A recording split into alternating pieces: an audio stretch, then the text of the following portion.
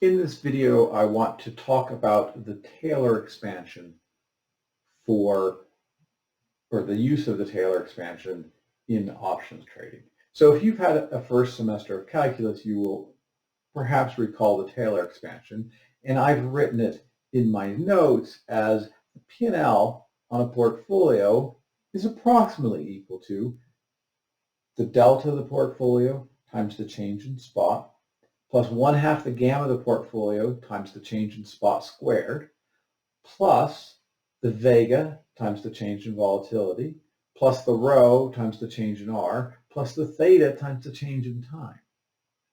And this is a really useful formula, and we can do all sorts of things with it. So for example, we put an option position into our spreadsheet, buy 1,000 call options with a strike of 100 maturing in a year, worth 1045. Here is our portfolio, and we have delta and gamma and vega and rho and theta and so on already calculated. And then on my spreadsheet in the bottom left corner, I have a profit and loss predictor where I can say, what do I think is going to happen if the stock goes up by 2 and volatility goes down by 1 and interest rates go up by 50 basis points. And the Taylor series predicts that I'm going to make $1,203. And I can check and see whether that's true. So spot's going up by 2. Volatility is going down by 1. Interest rates are going up by 0.5%. And it's not a perfect prediction. My prediction was $1,200. I've got $1,234. This prediction works best for relatively small changes. If we also moved a day forward, we would have expected to lose about $19 due to our theta.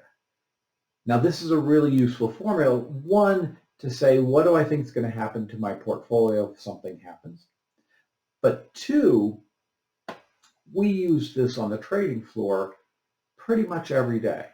So I would come into the office in the morning, I would know what changed, right? Interest rates went up or down, volatility changed, the stock moved in price and so on. And I would use this calculation that we did just down here to see what do I think is going to happen.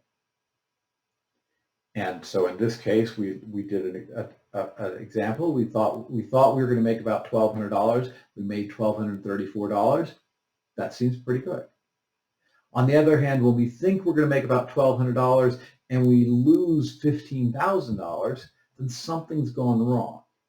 And before I would do anything else for that day, I would figure out what had gone wrong. So figuring out, this was used sort of as a sanity check in our trading businesses.